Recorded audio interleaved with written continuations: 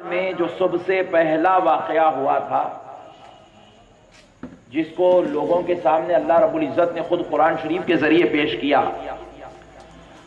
وہ واقعہ ہے کہ اللہ رب العزت نے حضرت آدم علیہ السلام کو سجدہ کرنے کا حکم دیا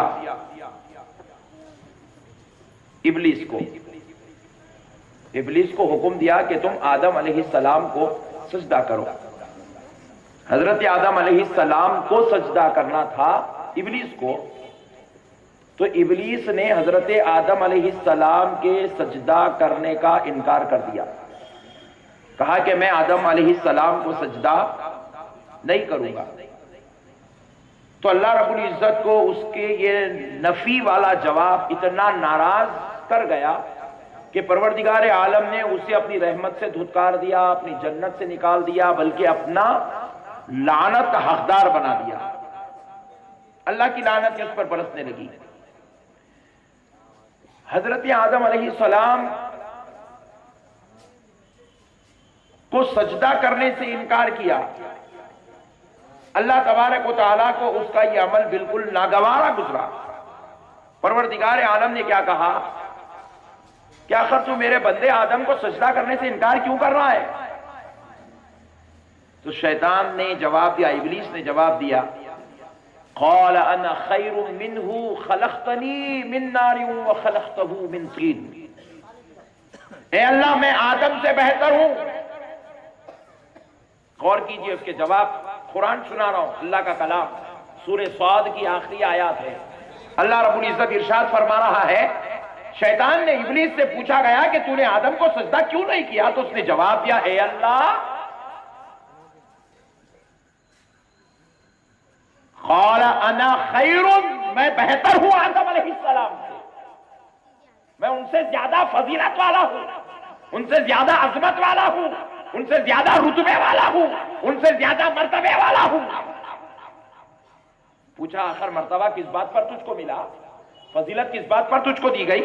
تو پھر وہ جواب دیتا ہے، خلقتہ من نار وخلقتہ من طین، مجھ کو آگ سے پیدا کیا گیا اور ان کو مٹی سے پیدا کیا گیا۔ میں آگ کا پیدا ہونے والا، میں زیادہ فضیلت والا ہوں، اس لیے اے اللہ، میں ان کو سجدہ نہیں کروں گا۔ سجدے کا انکار کر دیا۔ یہ کائنات کا پہلا واقعہ، جہاں سے کائنات خود رونما ہونے لگی، وجود میں آنے لگی۔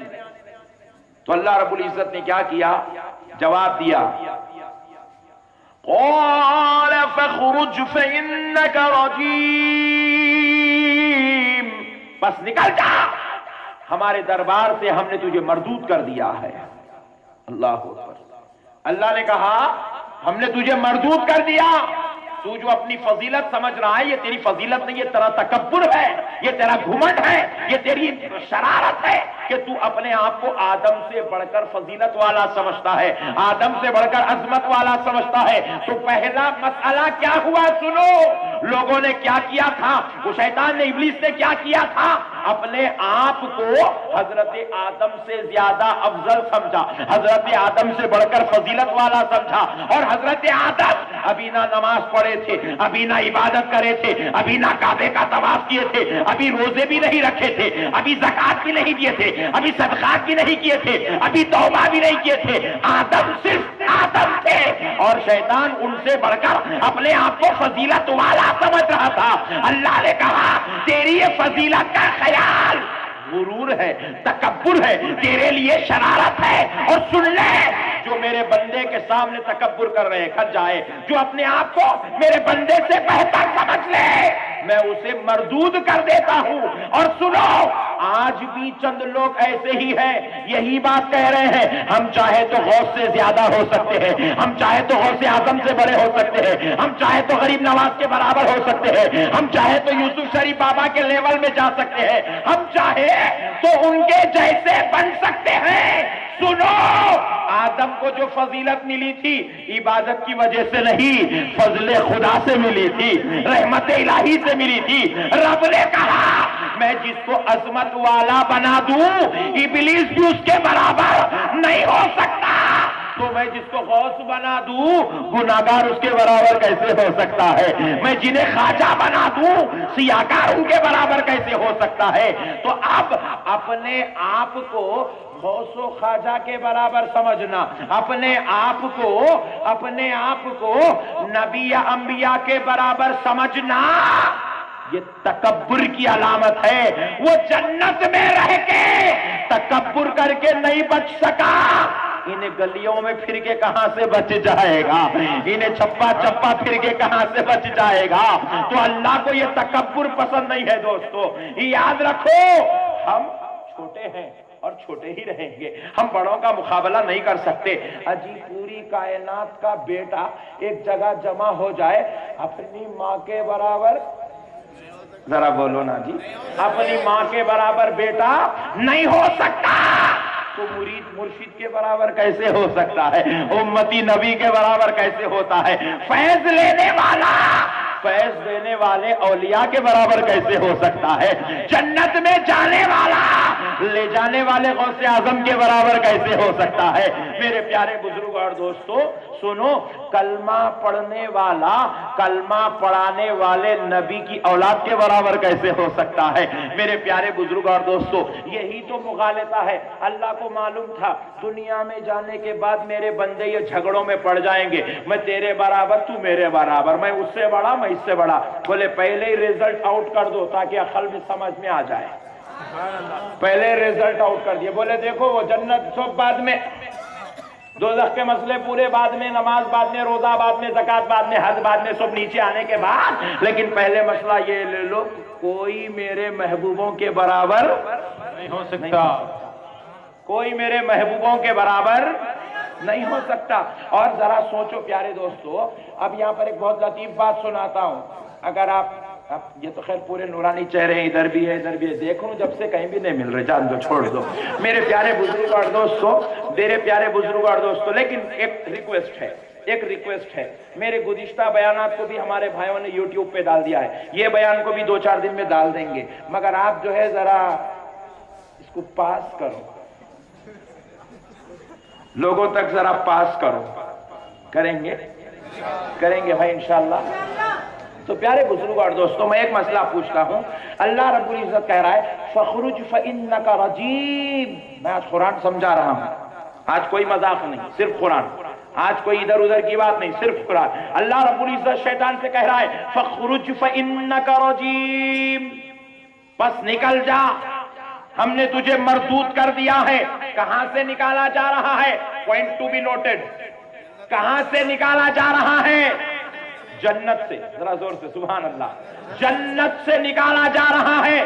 میں نے پوچھا اے اللہ کیا کر کے نکال رہا ہے؟ بولے مردود بنا کے نکال رہا ہوں، ہم نے تجھے مردود کر دیا ہے اور تجھ پر لعنت ہے، قیامت کی صبح تک تجھ پر لعنت ہے، نکل جا۔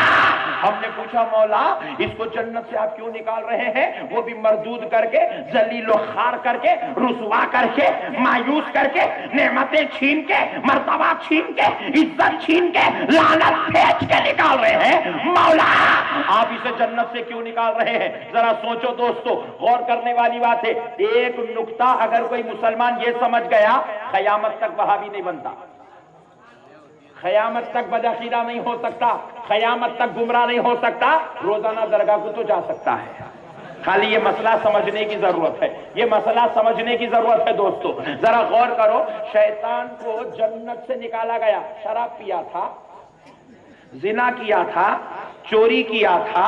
پیارے دوستو شیطان کو جنت سے کیوں نکالا گیا؟ کیا نماز چھوڑ رہا تھا؟ کیا زکات نہیں ادا کرتا ہوں بولا تھا؟ کیا اللہ تعالیٰ کی نافرمانی میں، نعوذ باللہ اللہ کی خلاف ورزی میں، اللہ کی شان میں گستاخیاں کہنے لگا تھا؟ نہیں۔ اللہ کی شان میں کچھ بے ادبیاں بولنے لگا تھا؟ نہیں۔ پھر کیا کیا تھا کہ شیطان کو دوزخ سے نکالا جا رہا ہے؟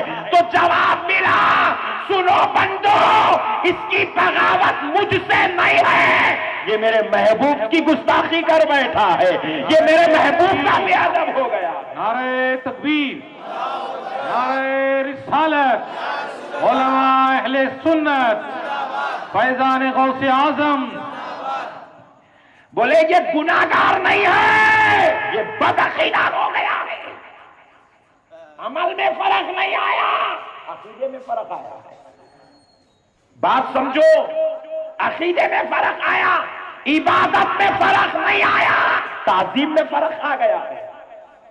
اور آج لوگ عبادت کرنے کو تیار ہے, تعظیم میں پیچھے بھاگ رہے ہیں, تعظیم میں پیچھے ہٹ رہے ہیں. میں ایک مسجد میں قرآن شریف لے کے چوما, ایک صاحب پوچھے یہ چومنا ہے کیا مول صاحب؟ لیو.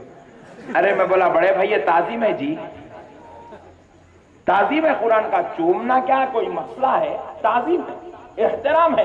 عالم دین کو ملتے ہیں, ہاتھ چومتے ہیں. ایک صاحب پوچھے فرض ہے کیا, واجب ہے کیا, سنت ہے کیا, نفل ہے کیا؟ ہم نے کہا سن لے, نہ فرض ہے نہ واجب ہے, مگر یہ تعظیم ہے, یہ احترام ہے, یہ تکریم ہے. پوچھا مولانا یہ کیوں کرتے ہو؟ ہم نے کہا دیکھے نہیں, وہ نہیں کر کے نیچے آ گیا. ہم اس لیے کر لیتے ہیں تاکہ کر کے واپس جنت میں چلے جائیں, تاکہ کر کے جنت میں چلے جائیں. عبادت کرنا اور ہے, تعظیم کرنا اور ہے. عبادت کا نام تعظیم نہیں ہے, تعظیم کا نام عبادت نہیں ہے. ایک بات پوچھتا ہوں پیارے بزرگ اور دوستوں, یہی تو ہمارے پاس آج کل ٹینشن چل رہی ہے. لوگ عبادت تعظیم دونوں کا خلط ملط کر کے ملیدہ بنا رہے ہیں. نہیں ہوتا میرے بھائی, سمجھنے کی ضرورت ہے. تعظیم الگ چیز ہے, عبادت الگ چیز ہے, سمجھنے کی ضرورت ہے. اللہ نے, اللہ کے واسطے میری بات کو, ایک ایک بات کو آپ ذرا پکڑ کے چلیے. میں پوچھتا ہوں جو قانون خداوندی ہے, اللہ نے آدم علیہ السلام کو سجدہ کرنے کا حکم دیا تھا. شیطان کو کیا حکم دیا کہ تو میرے بندے آدم کو سجدہ کر. میں پوچھتا ہوں اب وہ جو سجدہ تھا عبادت کا تھا, تعظیم کا تھا؟ ذرا زور سے. اسی لیے میں بولا یہ بات آپ پاس کرنا ہے. کریں گے نا بھائی, لوگوں تک فارورڈ کریں گے نا, تاکہ لوگوں کو معلوم ہو جائے سجدہ عبادت الگ ہوتا ہے سجدہ تعظیم. اور یہ سجدہ یہاں نہیں, یہاں درگاہ میں کرے تو ٹینشن ہے, وہاں جنت میں ہو رہا تھا. یہاں کرے تو جھگڑے ہیں, وہاں جنت میں ہو رہا تھا. اور سنو دوستو, مسئلہ یہاں پہ سمجھا دوں, کئی لوگ اتنی بات سن کے گمراہ نہ ہو جائے. ہم اگر درگاہ پہ جاتے ہیں, مزار پر میں دیکھتا ہوں, آپ کی بات نہیں کر رہا ہوں, کوئی بھی کچھ بولنا ہے, گمراہ ہے, بدعقیدہ ہے, کافر ہے, وہ مجھے بولے. میں درگاہ کو جاتا ہوں, یوسف شریف بابا کی بارگاہ میں جاتا ہوں, ختموں کے پاس پیشانی بھی دیکھتا ہوں, آنکھ بھی لگاتا ہوں, منہ لگا کے چومتا بھی ہوں. ایک صاحب نے پوچھا مولانا کیا تم نے یوسف بابا کو سجدہ کیا؟ میں نے کہا تجھے وہ کہاں سے دکھا؟ بولے پورا جھک گئے نا, پورا جھک گئے نا. میں نے کہا نادان وہ جھکنا سجدہ نہیں تھا, تیری سمجھ کا قصور ہے.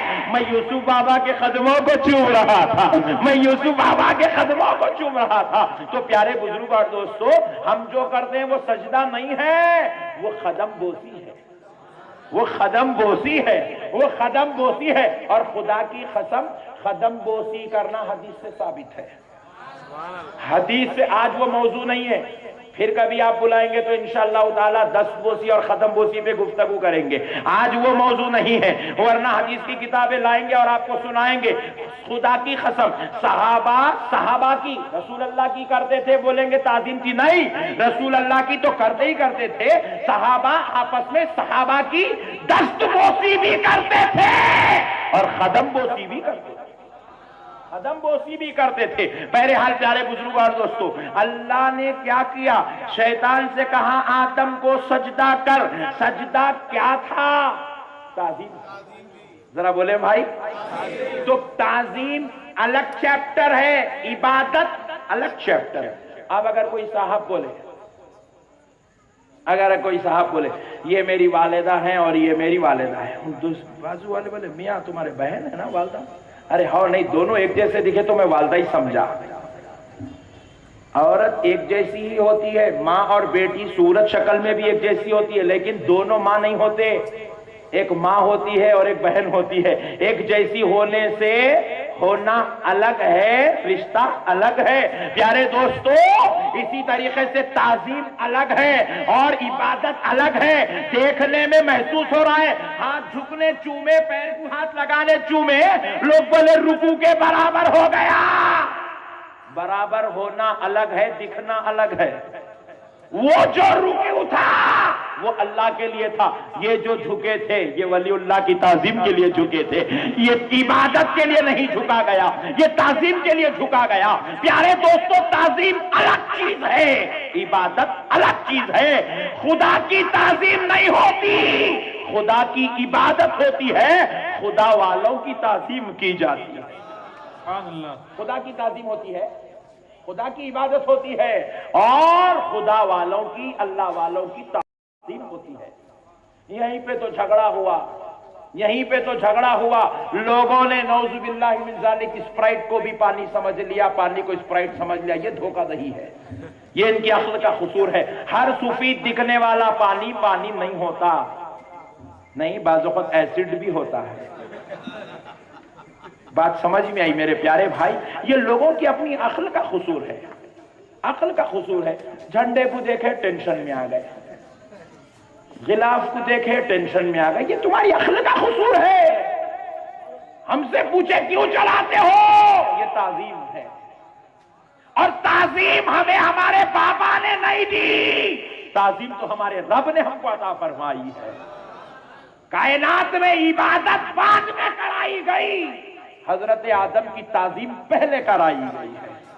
تعظیم کا درس شروع ہوا میرے بھائی, احترام کا درس شروع ہوا. اچھا ہوا, اللہ کا شکر ہے. خالی ہاتھ چومنے کو بولتا تو چومنے پہ بات رک جاتی تھی, آگے نہیں بڑھتی تھی. اگر ہاتھ چوما کے پیر چوما لیتا تو بات وہاں رک جاتی تھی. اللہ بولا یہ ہاتھ چومنا, پیر چومنا یہ چھوٹے کام ہے, پورا سجدہ اس کر بولے. اللہ تعالیٰ بھی بڑی حکمت والے, میاں اتنا بڑا کام کرا لیے انہوں, ٹینشن نہیں ہوا. اب ایک صاحب بولے نہیں مولانا وہاں جائز تھا یہاں جائز نہیں ہے. لو گمت کے بعد آئے, یہ لوگ الگ ہی تھے. جو وہاں ہوا جائز, یہاں ہوا ناجائز, یہ کیا بات ہے میرے بھائی؟ نہ وہاں عبادت مقصود تھا نہ یہاں عبادت مقصود ہے. وہاں بھی تعظیم مقصود تھی, یہاں بھی تعظیم مقصود ہے. بات سمجھ میں آ گئی میرے پیارے بھائی؟ تعظیم کے اندر, احترام میں, تعظیم میں آپ کسی کا ہاتھ چومیں خدا کی قسم جائز ہے, کسی کا پیر چومیں خدا کی قسم جائز ہے, مزار کو ماتھا لگا کے بوسا دے جائز ہے. ٹینشن کی بات نہیں ہے.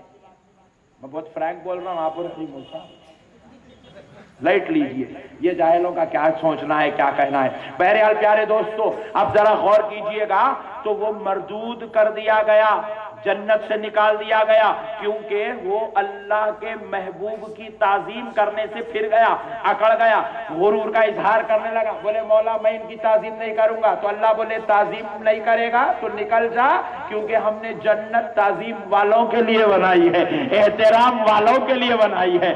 نہیں, اب ذرا سوچو, ہمارے علماء جو بولتے ہیں کہ یہ تعظیم نہیں کرنے والے بے ادب لوگ جنت میں نہیں جائیں گے, نہیں جائیں گے. اور کیوں نہیں جائیں گے؟ یہ بات سنو, اس لیے نہیں جائیں گے کیونکہ جنت میں اب رسول اللہ بھی ہوں گے, مولا کائنات بھی ہوں گے, سرکار غوث پاک بھی ہوں گے, پوری آل مصطفیٰ ہوں گی, پوری اولیاء اللہ ہوں گے, پورے علماء ہوں گے, پورے صلحاء ہوں گے. انہیں یہیں تعظیم نہیں کرا, وہاں پورے ہیں. اب انہیں جائیں گا تو کیا کریں گا؟ نہیں بھائی, اب جائیں گا تو کیا کریں؟ اب یہاں پہ پوری فاتحہ کی اودانوں کی بات ہے, انہیں آئیں گا تو کیا کریں گا؟ نہیں, جہاں پر ویجیٹیرینز ہوتے ہیں, نان ویجیٹیرین آ کے کیا کرے گا؟ بات سمجھ میں آ گئی میرے پیارے بھائی؟ نہیں, جہاں پر ماشاءاللہ پورے الحمدللہ اللہ کے محبوب اور پیارے چہیتے رہتے ہو, جس کا نام اللہ نے جنت رکھا ہو, چاہے 1,24,000 پیغمبر بھی ہوں گے, جہاں اولیاء اللہ بھی ہوں گے, جہاں علماء بھی ہوں گے, جہاں صلحاء ہوں گے, اور ایک ولی کا ہاتھ چومنے والا ہوگا, عالم کا ہاتھ چومنے والا ہوگا, نبی کا ہاتھ چومنے والا ہوگا, ایک دوسرے کی تعظیم چل رہی ہوگی. چھوٹا بڑوں کا ادب کرے گا, بڑا اپنے بڑے کا ادب کرے گا, سارے مل کر خدا کا دیدار کر رہے ہوں گے, تو یہ بے ادب کیا کرے گا؟ اس لیے رب نے ڈکلیئر کر دیا, مردود تو نکل جا, تاکہ سب کو پتا چل جائے تعظیم جو نہیں کرتا اس کو جنت میں رکھا ہی نہیں جاتا. نعرہ تکبیر, نعرہ رسالت, نعرہ رسالت. علماء اہل سنت علامہ احمد نقشبندی صاحب قبلہ. اور ایک بات بتاؤں, جنت جب پہلے تھی آدم علیہ السلام نماز وہاں پڑھے تھے یہاں پڑھے؟ یہاں پڑھے. نماز یہاں ہوئی آدم علیہ السلام کی، توبہ یہاں شروع ہوئی. توبہ وہاں کرے کیا؟ زکات وہاں دیے، صدقہ وہاں کرے، خیرات وہاں کرے، سب یہاں. بہت بڑی بات سمجھا رہا ہوں، بہت بڑی بات. اب ایک بات سن لو، جب ہم جنت میں جائیں گے تو ہم کیا کریں گے؟ اگر آپ میں سے کوئی بولے مول صاحب نماز پڑھیں گے، تو میں پوچھوں گا کون سی مسجد میں پڑھیں گے؟ نہ وہاں مکہ مسجد ہے نہ مدینہ مسجد ہے. بہت بڑی بات سمجھا رہا ہوں. جنت میں مسجد نہیں ہے، جنت میں کعبہ بھی نہیں ہے، مسجد حرام بھی نہیں ہے، جنت میں بیت المقدس بھی نہیں ہے. یہ سب دنیا کے گھر ہے، دنیا میں فنا ہو جائیں گے. مگر پیارے بزرگ اور دوستو، جنت میں کوئی مسجد آج تک ہم نے نہ کوئی حدیث میں پڑھی ہے، نہ کوئی تفسیر میں پڑھی ہے، نہ کوئی اور کتاب میں پڑھی ہے کہ جنت میں مسجد ہوں گی. خطیب صاحب خطبہ دیں گے، مؤذن صاحب اذان دیں گے، عصر کے بعد درود شریف کی مجلس سجیں گی، پھر اس کے بعد انہوں کتاب لے کے آئیں گے. یہ پورے باتیں کہیں بھی نہیں ہے، یہ بات ہی نہیں ہے. مگر خدا کی قسم میں جو پڑھا وہ سمجھا رہا ہوں. میرے علم کے مطابق سنو کہ پیارے دوستو، جنت میں مسجد نہیں ہے، جنت میں کعبہ نہیں ہے، جنت میں صدقہ زکات. آپ کس کو دیں گے؟ نو دیر سے بڑھ کے میرے پاس ارے بھائی جا بولیں گا. ہر جنت اتنا بڑا امیر ہو جائیں گا کہ آپ زکات کسی کو نہیں دے سکیں گے. وہاں کوئی غریب نہیں رہیں گا، وہاں کوئی فقیر نہیں رہیں گا، وہاں پر سب اپنے آپ میں بادشاہ بنے ہوئے ہوں گے. زکات صدقہ خیرات کا مسئلہ ہی نہیں ہوگا. پھر اب جنت میں کریں گے کیا؟ خدا کی قسم کچھ نہیں کریں گے. غوث کا غلام غوث کے سامنے بیٹھے گا، غوث اعظم کا دیدار کرتا رہے گا. غریب نواز کا غلام غریب نواز کے سامنے بیٹھے گا اور ان کا دیدار سے مشرف ہوتا رہے گا. اجی رسول اللہ کا امتی میرے آقا کی خدمت کرتا رہے گا، میرے آقا کی خدمت کرتا رہے گا. اور پھر کیا کرے گا؟ سوچو. یہاں دیکھو جیسا 11ویں چل رہی، 12ویں چل رہی، چھٹی کا کھانا. چھٹی بولے تو وہ چھٹی نہیں ہے، تو غریب نواز کی چھٹی، غریب نواز کی چھٹی کا کھانا یہاں چل رہا ہے. پیارے دوستو، یہاں پر اولیاء اللہ کی فاتحہ چل رہی ہے، یہاں پر زیارتیں چل رہے ہیں، یہاں پر مقدس عبادات ہو رہی ہے. پیارے دوستو، یہاں کھانا کھایا جا رہا ہے. جنت میں کیا ہوگا؟ کسی مسجد میں نماز تو نہیں ہوگی، مگر غوث و خواجہ کا غلام کہیں میوہ کھا رہا ہوگا، کہیں شہد پی رہا ہوگا، کہیں کچھ کھانا کھا رہا ہوگا، کہیں جنت کی نعمتیں کھا رہا ہوگا. اور سنو، اتنی حدیثیں آئی ہے جنت میں اگر کوئی پھل کروڑوں میل دور نظر آئے اور یہاں ٹھہر کر اگر جنتی ارادہ کر لے میں وہ پھل کھاؤں گا، ارادہ ختم ہونے سے پہلے وہاں پہنچا دیا جائے گا. یہ کھانے کا سسٹم اس لیے شروع ہوا 11ویں میں، یہاں بھی کھاؤ وہاں بھی کھانا ہے. اور وہاں وہی جائیں گا جو 11ویں والے غوث کی تعظیم کرنے والا. تعظیم ہی سب کچھ ہے میرے بھائی. مسجد میں جا رہے ہیں، بایاں پیر ڈال کے گیا، جا سکتے؟ چلے گئے تو بے ادب قرار دیے جائیں گے. کیوں؟ سیدھا پیر ڈالنا مسجد کی تعظیم ہے، بایاں پیر ڈالنا بے ادبی ہے. اجی اللہ کہہ رہا ہے مسجد میں بھی آ تو تعظیم والا بن کے آ. اجی دنیا کے گھر میں بے ادب کو آنے پر اللہ ناراضگی کا اظہار کر رہا ہے کہ تو بے ادبی سے میرے گھر میں داخل ہو رہا ہے. تو سنو دوستو، دنیا کے گھر میں اللہ بے ادبی پسند نہیں کرتا تو جنت میں بے ادبوں کو کیسے پسند کرے گا؟ کیسے پسند کرے گا؟ جنت صرف ادب والوں کا گھر ہے، احترام والوں کا گھر ہے، تعظیم والوں کا گھر ہے. اسی لیے ایک بے ادب تھا، اللہ نے اس کو نکال دیا. بولے جب تک تو ادب والا تھا تو یہاں تھا، لیکن جب تو میرے ادب کے علاوہ میرے بندے کا ادب کرنا نہیں چاہتا نکل جا. مردود کر دیا. میرے پیارے بزرگ اور دوستو، صرف مردود ہی نہیں کرا. اب دوسری بات آگے دیکھیے، قرآن کیا کہتا ہے؟ وَإِنَّ عَلَيْكَ لَعْنَتِي إِلَى يَوْمِ الدِّينِ. قیامت کے دن تک تجھ پر اللہ کی لعنت ہے. اور جلال دیکھیے اللہ کا، خالی سجدہ نہیں کیا. خالی سجدہ مت سمجھیے، اللہ کے نبی کی تعظیم نہیں کیا، اللہ کے محبوب کا احترام نہیں کیا، اللہ کے محبوب کو بڑا نہیں مانا. اللہ کو جلال آیا، کہہ رہا ہے پہلی آیت نے کہا تم مردود ہے، دوسری آیت میں کہا تجھ پر اللہ کی لعنت ہے. اب پھر آگے سنیے. قال رب فانظرنی الی یوم یبعثون قال فإنك من المنظرین. اللہ اکبر. اللہ رب العزت کہہ رہا ہے کہ تجھ کو ہم نے اپنے دربار سے دھتکار دیا ہے. اللہ اکبر. ذرا سوچو پیارے دوستو, اللہ رب العزت اپنی ناراضگی کا اظہار کر رہا ہے. وقت معلوم تک ہم نے تجھ پر لعنت رکھ دی ہے اور تو کبھی کبھی سرفراز نہیں کیا جائے گا. ہمیشہ کے لیے تو اللہ کے دربار سے نعمتوں سے محروم کر دیا گیا ہے.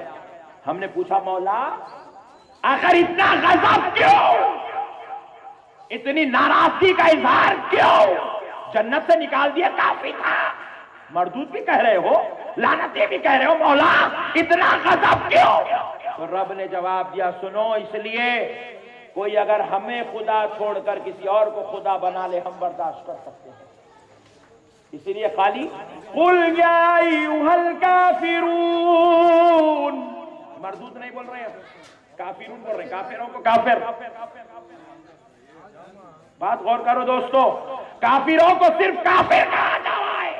بولے جو ہم کو نہ مانے ہم اسے کافر ہی کہیں گے, مگر جو ہمارے محبوبوں کی تعظیم کا انکار کر دے, ہمارے جلال کو تو دیکھو, ہم اسے مردود بھی کہہ رہے ہیں, جنت سے بھی نکال رہے ہیں اور قیامت کے دن تک اس پر لعنت برساتے چلے جائیں گے. اسے لعنت ہی کہہ رہے ہیں. اللہ کا غیظ و غضب تو دیکھو. کیونکہ پیارے دوستو یہ غیظ و غضب کس وجہ سے ذرا دیکھ لیجئے. گھر میں دو بیٹے ہیں, ماں ہے. میں غیظ و غضب کی وجہ بتا رہا ہوں آپ کو.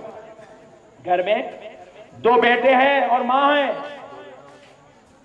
چھوٹے بھائی نے اگر اپنی ماں کی بے ادبی کر دی, گستاخی کر دی, نافرمانی کی حد کر دی, بد کلامی کر دی, تو بڑا بھائی اب خاموش بلینکٹ اوڑھ کر نہیں سوتا, جلال میں آتا ہے, اپنے چھوٹے بھائی کو مارتا ہے, چھڑی سے پیٹتا ہے اور دروازہ کھول کر گھر کے باہر ہکال دیتا ہے اور کہتا ہے اس وقت تک نہیں آنا جب تک تو ماں سے معافی نہیں مانگتا ہے.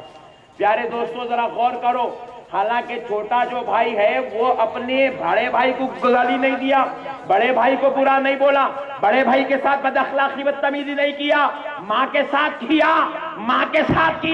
لیکن بڑے بھائی کو غصہ کیوں آیا جبکہ اس کے ساتھ تو اس نے کوئی گستاخی نہیں کی؟ تو بڑے بھائی سے پوچھا گیا کہ تیرے بھائی نے تو تجھے برا نہ کہا, تجھے غصہ کیوں آیا؟ تو وہ بڑا بھائی جواب دے گا مجھے برا نہ بولے تو کیا ہوا, میری ماں کو برا بولا, میری محبت کو برا بولا, میرے پیار کو برا بولا, میری عقیدت کو برا بولا, میری جان سے زیادہ عزیز ماں کو برا بولے, میں کیسے برداشت کروں گا؟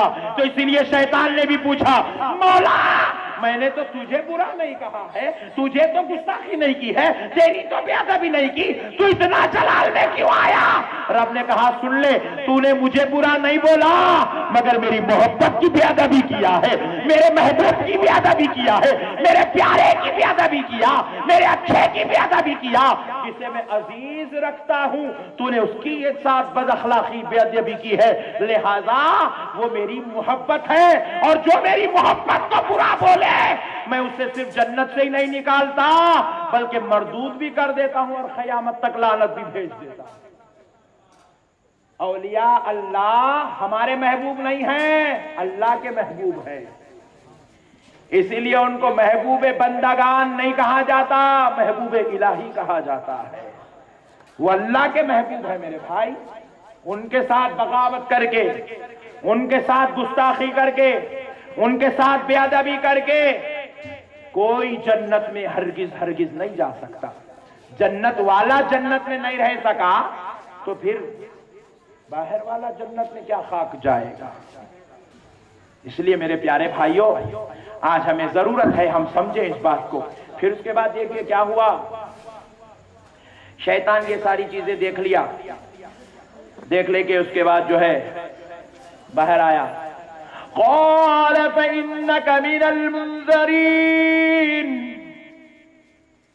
اے اللہ بے شک میں تیرے بندوں کو بہکاؤں گا, اللہ تعالیٰ کو بول رہا ہے میں تیرے بندوں کو بہکاؤں گا، کیونکہ اس نے دیکھ لیا یہ اللہ اتنی محبت کرتا ہے اپنے بندوں کو کہ اس نے سوچا کہ شاید میں اس کے بندوں کو بہکاؤں گا، یہ کہوں گا تو شاید بندوں کی محبت میں پھر مجھ کو واپس جنت میں بلا لے گا۔ اِلَى يَوْمِ يُبْعَثُونَ، قیامت کے دن تک بہکاتا رہوں گا۔ پروردگار عالم فرمایا اچھا میرے بندوں کو بہکاتا ہے، جا بہکا لے، اللہ اللہ، جا بہکا لے، میں نے تجھے اجازت دے دی ہے، کتنا بہکاتا ہے بہکا لے۔ اللہ اکبر، ذرا غور تو کرو پیارے دوستو، اللہ رب العزت نے خود شیطان کو اجازت دی بہکا لے۔ تھوڑا ایک لطیف نکتہ سمجھیں گے تو بہت اچھی بات ہے، نہیں سمجھیں گے تو بہکنے کے چانسز ہیں، اور بہکنے والے نہیں ہیں، اس لیے سمجھنے والے سمجھا ہی دیتا ہوں۔ میں اللہ کی بارگاہ میں اگر عرض کروں گا اے اللہ میں نماز پڑھنا چاہ رہا ہوں لیکن وہ شیطان پڑھنے کی نہیں دے رہا، دل میں گندے گندے خیالات ڈال رہا، وسوسے ڈال رہا، میرے کو بہکا کے رکھ دیا، مولا پھر آپ اس کو پرمیشن کہیں کو دیا جی؟ بہکانے کی اجازت کیوں دیا؟ نہیں، ایک چور پولیس اسٹیشن میں بول کے نکل رہا میں جا کے وہاں چوری کرتا ہوں، انہیں ہمارے گھر کو آ کے چوری کر رہا، ہم لوگ جا کے کمپلینٹ کرتے اور جی ہم لوگ آج پرمیشن دیے، تو مقصد ہی ختم ہو جائے گا، پولیس کا چور کا مقصد ختم۔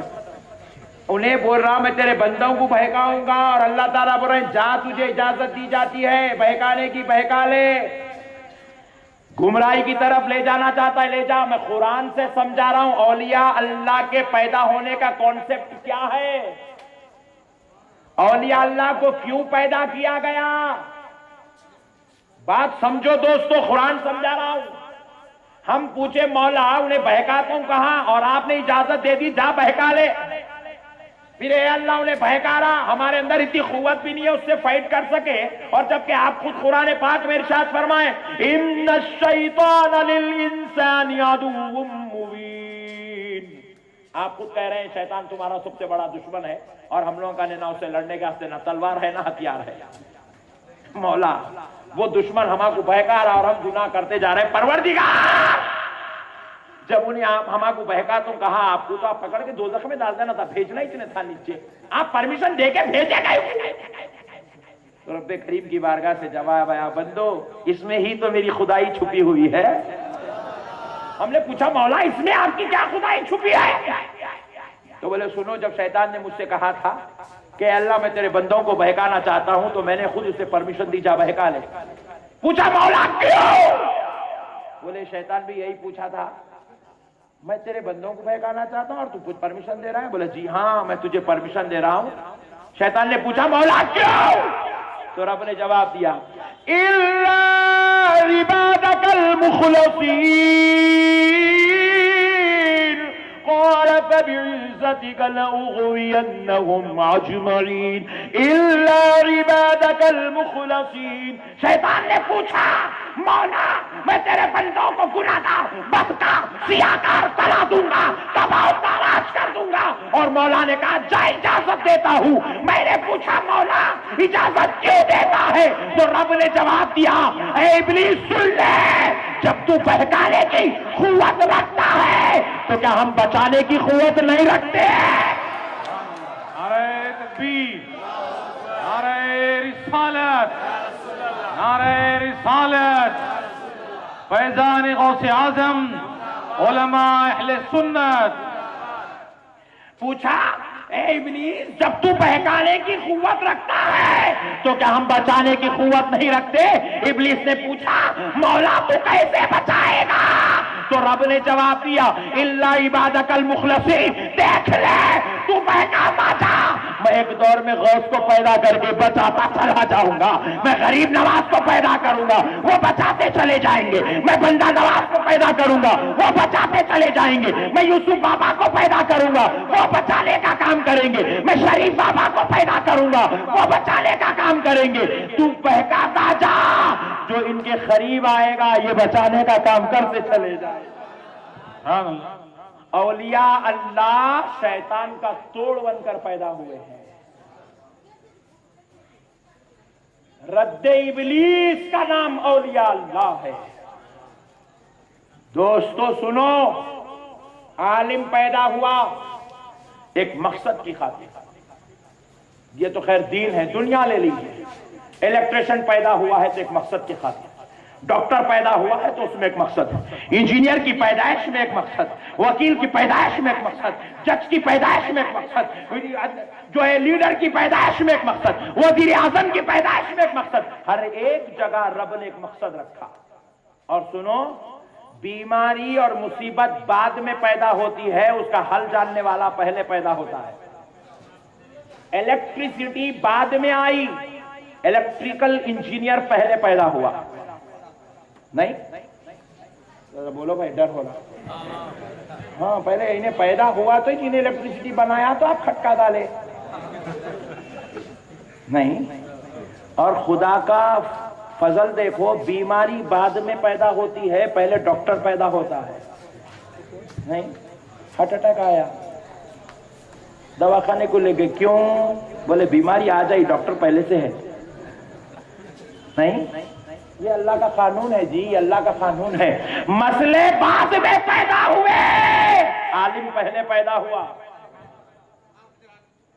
یہ قانون ہے، اللہ کی قدرت ہے۔ یہ بیٹا بعد میں پیدا ہوتا ہے، ماں باپ پہلے پیدا ہوتے ہیں۔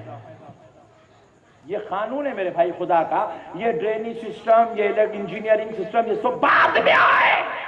یہ سسٹم بنانے والوں کو پہلے پیدا کیا گیا۔ بات سمجھ میں آئی دوستو؟ ہر چیز بعد میں وجود میں آتی ہے، اس کا حل نکالنے والے پہلے پیدا ہوتے ہیں۔ پلین بعد میں آیا، پلین بنانے والا پہلے آیا۔ پھر ہم نے پوچھا، مولا آپ خود کہتے ہیں کہ شیطان تمہارا سب سے بڑا دشمن ہے، تو یہ مصیبت کا حل کون ہے؟ کہہ دو سبحان اللہ۔ مولا یہ مصیبت کا حل کون ہے؟ تو دیکھو دوستو، مفتی صاحب کے پاس آپ جائیں گے، مفتی صاحب شیطان سے بچاتے نہیں، مفتی صاحب شیطان سے نہیں بچاتے۔ مفتی صاحب کیا کرتے؟ مسئلہ لکھ کے دیتے، یہ جو کام ہوا یہ صحیح تھا، یہ غلط تھا۔ یہ مفتی صاحب کا کام ختم۔ بتانا ان کا کام ہے، یہ صحیح ہے، یہ جائز ہے، یہ ناجائز ہے، یہ حلال ہے، یہ حرام ہے، یہ اچھا ہے، یہ برا ہے۔ عالم صاحب شریعت بتاتے، دیکھو بابا اللہ نے یوں کہا ہے، نبی پاک نے یوں کہا ہے، یہ قرآن میں ہے، یہ حدیث میں ہے، یہ تفسیر ہے، یہ تشریح ہے، یہ کام ہے، یہ چیز ہے، یہ چیز ہے۔ وکیل صاحب عدالت کے مسئلے حل کرتے ہیں، ڈاکٹر صاحب بیماری کے مسئلے حل کرتے ہیں، اور الیکٹریکل انجینئر یہ الیکٹریسٹی کے مسئلے حل کرتا ہے۔ سافٹ ویئر انجینئر آج کل کی نئی دنیا کے نظم و نظام کو سکون سے چلاتا ہے۔ مگر پیارے دوستو، پھر اولیاء اللہ کیا کرتے ہیں؟ تو سنو میرے پیارے بھائی، اگر کسی آدمی کے آنکھ پر شیطان کا اثر ہو جائے، ہوتا ہے نا؟ نہیں ہوتا؟ ہوتا۔ یہاں تو پورے ماشاءاللہ ماننے والے چھے، اور آج کل ہم لوگوں سے زیادہ ان لوگوں کو ایفیکٹ ہو رہا، ان کے گھر میں بھی شروع ہو گئے، ان لوگ بھی آ رہے ہیں اب درگاہ کو، بولے نہیں نہیں نہیں میں نہیں مانتا ہوں، مگر اب کیا کروں، بچی کا مسئلہ ہے، آنا پڑتا بول رہے۔ اب اچھا ہوا، اللہ کا شکر، اس کی بچی کو ہوا، بیوی کو ہوا تو چھوڑ دیتا تھا، نہیں بولا اللہ تیری قدرت بہت اچھی ہے، اس کی بچی کو دیا، اس کی بیوی کو صحت دے، اس کی بچی کو شیطان دے، بہرحال جانے دو، تاکہ درگاہ کو تو آ جائیں گے۔ بہرحال پیارے دوستو، آج مذاق کا موڈ نہیں ہے، آج تو قرآن سمجھانا ہے، ورنہ ان لوگاں بولیں گے جب بھی آتے ملک صاحب چپ ہمارے نام پہ فاتحہ پڑھ کے جاتے۔ تو بہرحال پیارے بزرگ اور دوستو، دیکھیں اولیاء اللہ کس لیے پیدا ہوئے؟ ہر کوئی ایک حکمت کے خاطر ایک کام کے لیے پیدا ہوا۔ اولیاء اللہ کون سے کام کے لیے پیدا ہوئے؟ میرے پیارے بزرگوں اور دوستو، اب مسئلے کا حل سمجھو۔ ایک صاحب ہیں، ان کے گھر میں سب سنی تھے، مگر ایسا علماء اہل سنت کی صحبت میں نہیں بیٹھتے تھے، کبھی ان کنے بیٹھ گئے، کبھی ان کنے بیٹھ گئے، کبھی ان کنے بیٹھ گئے، کبھی ان کنے بیٹھ گئے، جہاں موقع ملا، جہاں اچھی داڑھی دکھی، جہاں اچھی ٹوپی دکھی، لوگ بیٹھ جاتے تھے سنی۔ مگر ایک مسجد کے مولانا تھے، جمعے کو جمعہ نماز پڑھاتے تھے۔ اب محلے کی مسجد ہے بلکہ ذرا زیادہ ہی محبت ہوتی، تو اس کے کیا نقصانات ہوتے ذرا وہ بھی سن لو۔ زیادہ محبت نہیں کرنا، نقصانات غلط نکلتے، اس کے اثرات بہت ڈینجر مرتب ہوتے ہیں، وائرس پھیل جاتا ہے۔ پیارے بزرگ اور دوستو، ہوا کیا، وہ صاحب جو ہے جاتے اپنے محلے کی مسجد کے، امام صاحب خطیب صاحب کے بہت زیادہ ہی شیدائی تھے، اور وہ خطیب صاحب بازو والے تھے۔ ہر جمعہ ان کا بیان سننا سننا سننا سننا. ایک دن وہ مولانا غصے میں تھے 11ویں شریف کے مہینے میں. جمعہ میں یہ بول دیے کہ یہ سب درگاہوں کو جانا بدعت ہے، شرک ہے، بدعت ہے، شرک ہے. اولیاء اللہ نعوذ باللہ مر گئے، مردہ ہے، مٹی میں مل گئے، کچھ نہیں کر سکتے، کوئی ولی کچھ نہیں دے سکتا. ایسا اناؤنس کر دیے، بیان میں بول دیے. اب یہ بیچارے بھی جو ہے ذرا ان کے پاس بیٹھتے بیٹھتے 12-15 جمعوں سے ذرا عقیدت بیٹھ گئی تھی دل میں. گھر کو جا کے بولے بیگم آج مولانا بولے مسجد میں وہ درگاہ کو نہیں جانا کہتے، درگاہ میں ایسا اولیاء اللہ مردے ہے کہتے آیا.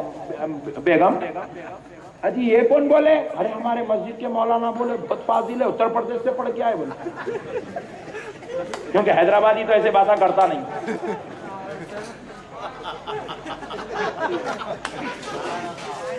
اچھا دکھا، ایک نعرہ لگاؤ جی. یا رسول، نعرہ تکبیر، نعرہ رسالت، جلسہ فیضان غوث اعظم. حیدرآبادی ایسے باتیں کرتا نہیں، یہاں پورا ادب والے، احترام والے، تعظیم والے. ادھر سے یہ وائرس آ گیا تو ہے. اور میں بھی روزانہ دعا کرتا ہوں مولا میں کو اینٹی وائرس بنا دے تاکہ جان کی چیز کو میں وہاں بھیجنے والا بن جاؤں. میرے پیارے بزرگ اور دوستو، بہرحال سرکار کی نالن پاک کا صدقہ ہے.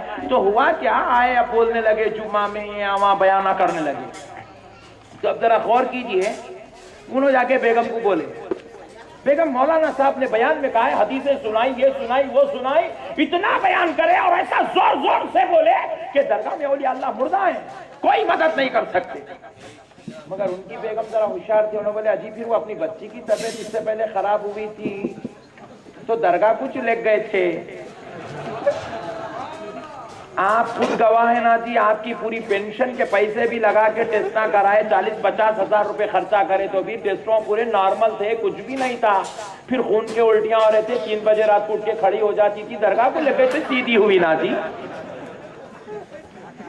اب وہ کیا ہے کہ بیگم تھا، وہ ورغلا تھا، شیطان کا شر تھا، ہماری جہالت تھی، ہم کو نہیں معلوم تھا، جان تو ہو گیا، اب آئندہ نہیں کریں گے. توبہ توبہ. دیکھ رہے ہیں، توبہ توبہ. اللہ کرے توبہ کرنے والوں کو توبہ پہ قائم رکھے.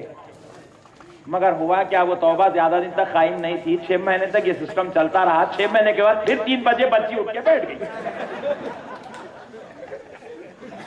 6 بجے کی 6 مہینے کے بعد بچی 3 بجے رات کو اٹھ کے بیٹھی، بالا کھولی، ہاتھ چیر چیر کے بڑے بڑے بھیانک آواز نکالنے لگی اور الماری کو ہاتھ لگائی تو الماری 6 فٹ دور جا کے گری. اب بابا جان بولے بیگم یہ کیا ہو گیا؟ بیگم بولے نہیں جی یہ وہی ہے. اب کوئی دواخانہ ڈاکٹر لے کے وینٹیلیٹر لگاتا، چوپ پیسے صبح میں 20,000 لے لیتا، یہ پیسے خراب کرنے کا نہیں ہے، یہ وہی ہے. تو بولے بیگم مولانا صاحب بولے نا درگاہ میں سب مردے ہیں، درگاہ میں سب مردے ہیں، درگاہ میں کچھ نہیں ہوتا، اولیاء اللہ کچھ نہیں کرتے، اولیاء اللہ کچھ نہیں کرتے. بیگم میں تو نہیں جاؤں گا درگاہ کو، چاہے کچھ بھی ہو جائے، میں مولانا پہ ایمان لایا، میں درگاہ کو نہیں جاؤں گا. اب بیگم کے سامنے اپنی لخت جگر تڑپ رہی ہے. بیگم بولی اچھی بات ہے، ایک کام کریں گے. کیا؟ درگاہ کو نہیں جائیں گے، اس کو لے کے مولانا کے گھر کو جائیں گے.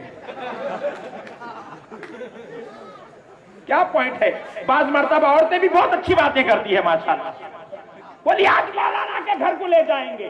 رات کے 3:30 بج رہے تھے، 3 بجے اٹھ کے بیٹھی، آدھے گھنٹہ ڈسکشن کے لیے لگ گیا. 3:30 لے کے تیار کر کے بچی کو جو ہے جو بھی ہو سکتا تھا کر کے اور شیر کو لے کے نکلے گھر سے. شیطان کو، اب شیر والے تو دوسرا شیر سمجھے، شیطان کو لے کے نکلے گھر سے. اب مولانا کے گھر کو لائے 4:30 بجے. اب بولے مولانا بیچارے اب اٹھتے ہی ہوں گے، فجر کو ذرا ٹھہر جاؤ، بیگم کھٹکا مارنا اچھی بات نہیں ہے، بہت ادب سکھائے، عالم کے گھر پہ کھٹکا نہیں مارنا کہتے. بولے اچھی بات ہے، رو ٹھہرو. اب اس کے بعد جب مولانا 5:10 کو نماز کو جانے کے لیے دروازہ کھولے، وہ سامنے ٹھہری تھی. جیسے ہی مولانا دیکھے اچھل کے 6 فٹ پیچھے گرے. خالی گرے تو اچھا تھا، مگر اب فجر کی نماز پڑھانے کے لائق نہ رہی پہنچا، طہارت چلے گئی.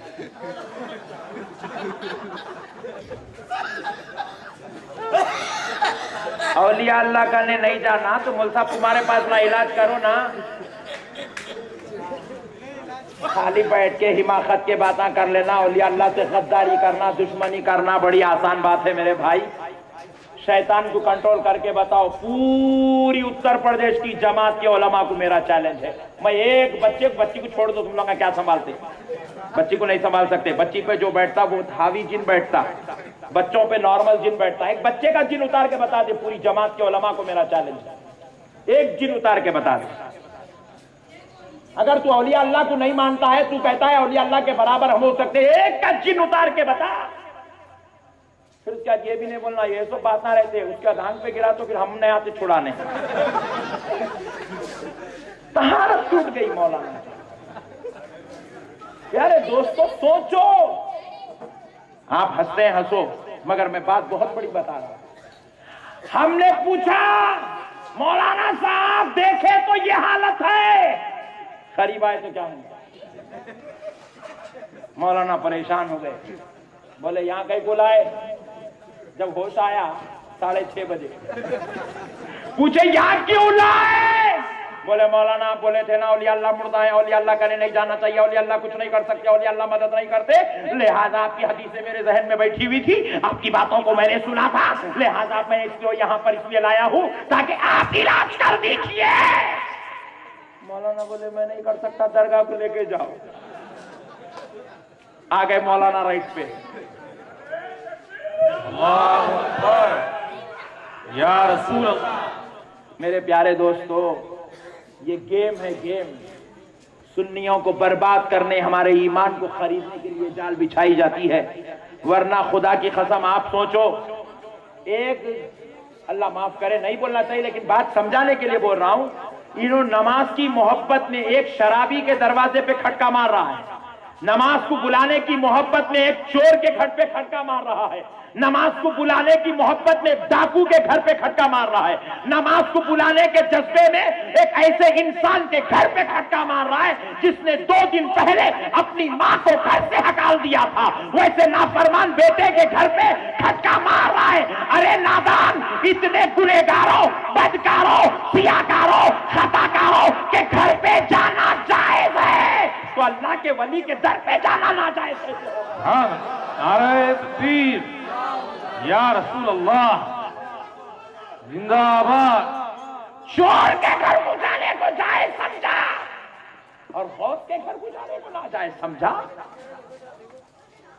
ارے یہ تو خدا کا قانون ہے, رب نے بتا دیا.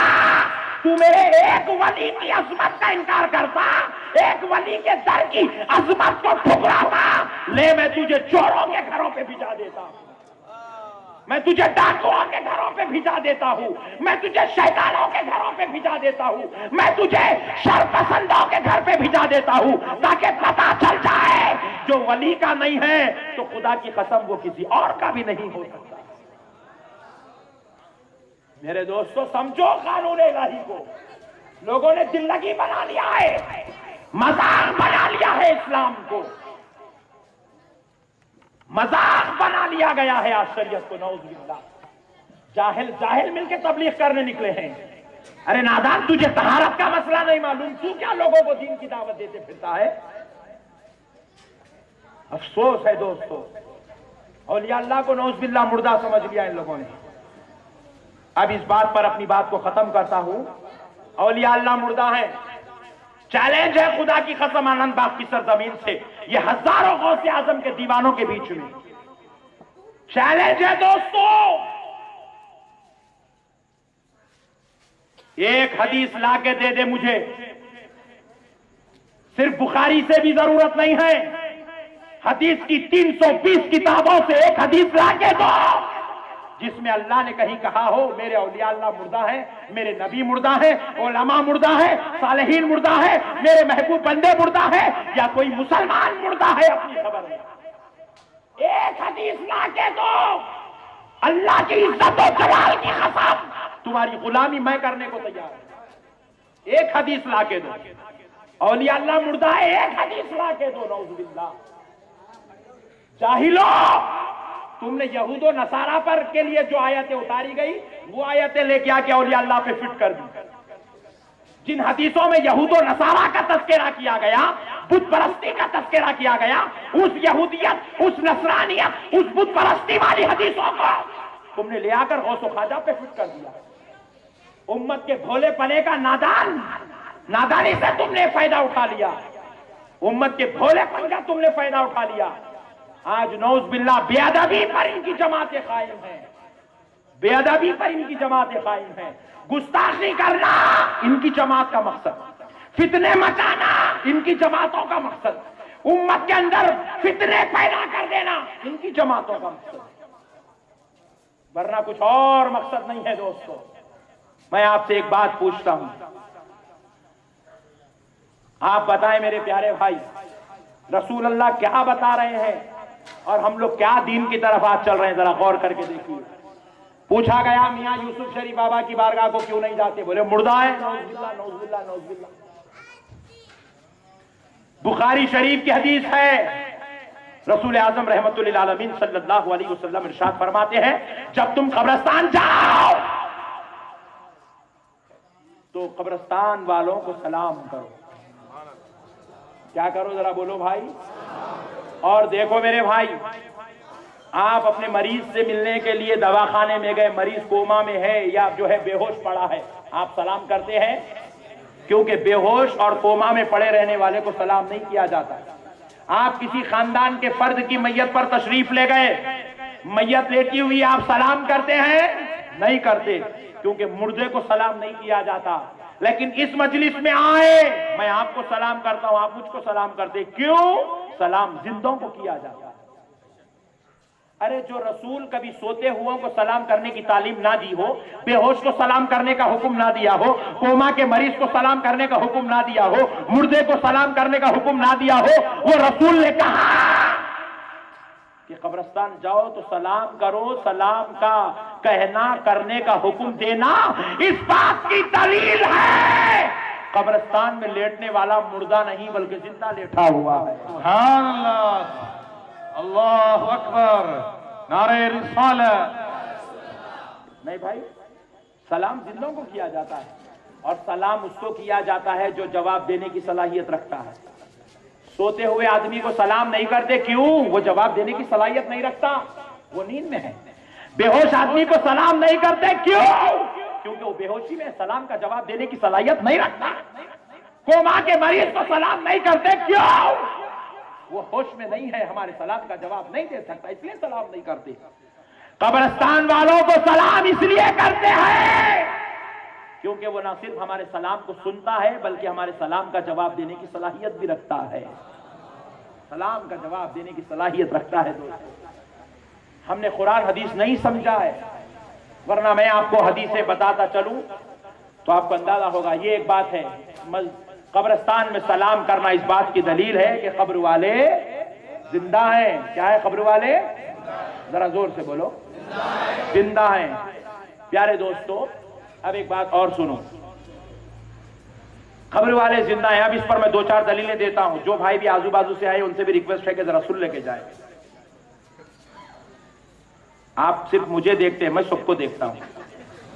سبحان اللہ سبحان اللہ. تو پیارے بزرگ اور دوستو سن لیں. اللہ ہدایت دے دے، اللہ ان کے لیے ہدایت کا دروازہ کھول دے، اللہ ان کو بھی ہمارے جیسے شملے والا، داڑھی والا، ٹوپی والا بنا دے. پیارے بزرگ اور دوستو سن لیں. ایک مولانا صاحب نے کہا کہ قبر میں سب مردے رہتے. میں نے اخلاقی طور پہ پوچھا، مولانا آپ کچھ تو بات کر رہے ہیں، ذرا سوچ کے تو کرو اللہ کے واسطے. کیوں امت کو آپ گمراہ کر رہے ہیں؟ کیوں آپ امت کو فتنوں میں مبتلا کر رہے ہیں؟ آپ کہہ رہے ہیں قبروں میں مردے رہتے ہیں. آپ کو اللہ نے عقل دی ہے، ذرا عقل کا استعمال تو کرو. مولانا پوچھے کیا عقل کی استعمال کی ضرورت ہے؟ کھلم کھلی بات ہے، واضح اعلان ہے، سب مردہ ہے. میں نے کہا تھوڑی تو شرم کرو اتنا بولنے کے لیے. نادانو، تم قانون الہی کے خلاف بات کر رہے ہو. تم نے تو اسلام کو دفن کر دیا ہے، تم نے قرآن و حدیث کو نعوذ باللہ پامال کر دیا. مجھے وہ کیسے؟ میں نے کہا مولانا خدا نہ خواستہ کل صبح اگر آپ کا انتقال ہو جائے اور آپ کو کل آپ کی قبر میں لٹا دیا جائے، بتاؤ آپ سے آپ کی قبر میں سوال کے جواب، سوال جواب ہوں گے کہ نہیں ہوں گے؟ مولانا صاحب نے جواب دیا ہوں گے۔ تو میں نے کہا جب آپ سوال سنیں گے فرشتوں سے تو زندہ رہیں گے مردہ رہیں گے؟ ذرا بولو نا بھائی، زندہ رہیں گے۔ سوال سننے کے لیے زندہ ہونا ضروری ہے۔ آپ جواب دیں گے، اپنی زبان کھول کے جواب دیں گے تو آپ جب زندہ رہیں گے مردہ رہیں گے؟ مولانا نے جواب دیا میں زندہ رہوں گا۔ میں نے کہا تجھ جیسا بدکار گناہگار خطاکار زندہ ہو سکتا ہے تو غوث و خواجہ زندہ ہو جائے، کیا تعجب کی بات ہے؟ نعرہ تکبیر، نعرہ رسالت، فیضان غوث اعظم۔ سمجھو میرے پیارے بھائی، یہ مردہ ہونے کا آیا کہاں سے مسئلہ مجھے آج تک سمجھ میں نہیں آیا۔ میں آج آپ کو ڈیپ لے جاؤں گا، آج پورے مسئلے ختم کر دیتے ہیں یہ مسئلے میں۔ پیارے دوستو، اب یہ دوسرا مسئلہ ختم ہوا، اب تیسرا مسئلہ سنیے، تیسری بات سنیے کہ اگر میں یہ کہہ دوں کہ ہر کوئی خبر میں مردہ ہے، نعوذ باللہ، اگر میں یہ کہہ دوں نعوذ باللہ کہ خبر میں لوگ مردہ رہتے ہیں، تو سنو کتنا بڑا فتنہ مچے گا۔ اگر خبر میں مردہ ہیں تو پھر ہم کو گناہوں سے بچنے کی ضرورت کیا ہے؟ نہیں، کیونکہ ہم گناہ کرنے سے آج رکے ہوئے ہیں، بچے ہوئے ہیں، اسی لیے بچے ہوئے ہیں کہ کل خبر میں پٹائی ہونے والی ہے، عذاب ہونے والا ہے، مارا جائے گا، پیٹا جائے گا، تکلیف دی جائے گی، اس لیے ہم گناہ سے بچے ہوئے ہیں۔ ورنہ اگر یہ کانسیپٹ ہی ختم کر دیا جائے، خبر میں سب مردہ ہے زندہ کوئی نہیں ہے، یہ کانسیپٹ ہی اگر ختم کر دیا جائے اور مردہ ہونے کی بات پھیلا دی جائے تو پھر بتاؤ گناہ سے رکنے کی کیا بات ہے؟ خبر میں عذاب ہوں گا اس لیے تو ڈر کے خواب رک رہے ہیں، ورنہ خبر کے عذاب کو اگر نکال دیا جائے، پٹائی کو نکال دیا جائے، رحمت کو نکال دیا جائے، انعام اور فضل کو ہٹا دیا جائے، تو پھر میرے پیارے بھائی اب گناہ سے رکنے کی ضرورت ہی کیا ہے؟ نیکی کرنے کی ضرورت کیا ہے؟ نعوذ باللہ۔ ہم اسی لیے آج گناہ سے بچے ہوئے ہیں کیونکہ کل خبر میں مار پڑنے والی ہے۔ اور حضرت عثمان غنی رضی اللہ تعالیٰ عنہ کے تعلق سے آتا ہے، دوزخ کا ذکر چلتا تو حضرت عثمان غنی زار و خطار روتے، زار و خطار۔ رسول اللہ جب دوزخ کا ذکر کرتے یا کسی مجلس میں دوزخ کا تذکرہ ہوتا تو حضرت عثمان غنی زار و خطار روتے، لیکن جب خبر کا تذکرہ چلتا تو عثمان غنی زمین سے اچھلتے، چیخ مارتے، بے ہوش ہو کر نیچے گر جاتے، اور بے ہوشی 2 دن 3 دن تک آپ پر طاری رہتی تھی خبر کے عذاب کے ذکر کے سن کر۔ لوگوں نے پوچھا اے عثمان بن عفان، ہم نے دیکھا ہے دوزخ کا تذکرہ سن کر آپ پر جو کیفیت ہوتی ہے، خبر کا تذکرہ سن کر اس سے بھی بڑی کیفیت ہوتی ہے، آخر بات کیا ہے؟ حضرت عثمان غنی رضی اللہ تعالیٰ عنہ جواب دیتے ہیں، کیا تم نہیں جانتے دوزخ کے عذاب سے بدترین درجے کا عذاب خبر کا عذاب ہے؟ پوچھے کیوں، آخر کس وجہ سے؟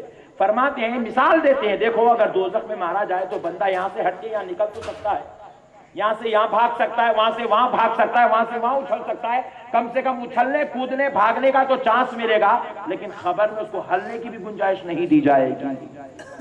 اللہ اللہ اکبر۔ سوچو دوستو، اگر کہہ دے مردہ ہے تو میں پوچھتا ہوں مردے کو مار لگتی ہے؟ مردے کو لٹائے مارتے جاؤ، کئی کو پیا شراب، بولتے جاؤ مارتے جاؤ، بولتے جاؤ، قیامت تک بھی مارے تو ہوش نہیں کرتا انہیں۔ مجھے کیا ہوا بھائی اتنا مار رہے ہیں، ٹینشن ہی نہیں لے رہا ہے؟ بولے ارے مردہ ہے، مردے کو مارنے سے کیا ٹینشن لیں گا کیا؟ مار پر ٹینشن لینے کے لیے زندہ ہونا ضروری ہے، عذاب کے لیے بھی زندہ ہونا ضروری ہے۔ اب ایک صاحب مجھ سے یہ پوچھے، مولانا یہ بات تو سمجھ میں آئی کہ ایک کافر، یہودی، عیسائی، مجوسی، مشرک، گناہگار، بدکار، سیاہکار، مسلمان خبر میں زندہ ہوئے، عذاب کے لیے گناہگار تھا، زندہ ہے، یہ بات سمجھ میں آئی، مگر مولانا اللہ کے ولیوں کو کیوں زندہ کیا جاتا ہے جبکہ وہ گنہگار ہی نہیں تھے؟ تو سنو، گنہگار کو عذاب کے لیے زندہ کیا جاتا ہے اور ولی اللہ کو دیدار الہی کے لیے زندہ کیا جاتا ہے۔ اللہ اکبر، یا رسول اللہ۔ پیارے دوستو، اب ایک اور بات سن لیں زندگی کے تعلق سے، بہت ڈیپ لے جا رہا ہوں آج آپ کو، شاید آپ نے اس سے پہلے کبھی یہ بات نہیں سنی۔ اگر خبر میں سب زندہ رہتے ہیں تو پھر جب 4 مہینے کے بعد، 6 مہینے کے بعد، 8 مہینے کے بعد جب خبر کھو دی جاتی ہے تو پھر زندہ آدمی نکلنا چاہیے نا. اہل سنت کے مسلک کے مطابق، عقیدے کے مطابق سب زندہ ہے. اور یہ اہل سنت کا عقیدہ بولے تو ہمارے نہیں ہے، یہ رسول اللہ کا عقیدہ ہے.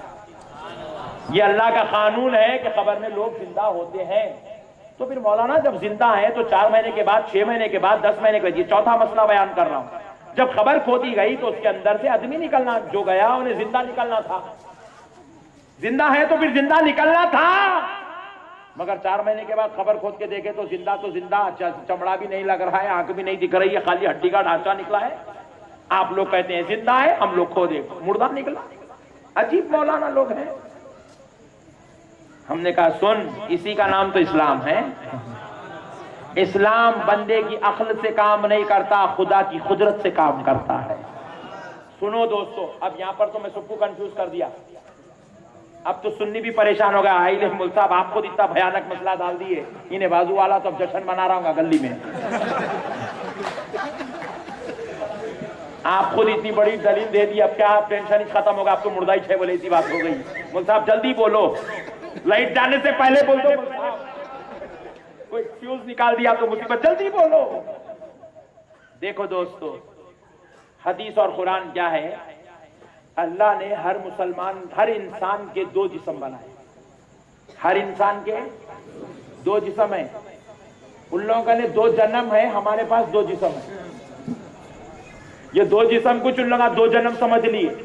گاؤں والے ہیں نا، شہر والے ہوتے تو اچھا تھا. تو بہرحال پیارے دوستو، ہمارے پاس 2 جسم ہیں.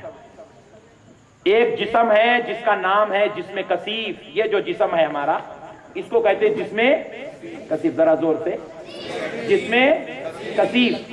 اور ایک جسم اللہ کے پاس ہمارا رکھا ہوا ہے، اس کا نام ہے جسم لطیف. ذرا بولیں، جسم لطیف اور کثیف نام یاد رکھ لیجیے. جسم کثیف یہ جسم ہے. یہ جو جسم کثیف ہوتا ہے، یہ جسم کثیف کو کاٹو کٹ جاتا، پھر نہیں جڑتا.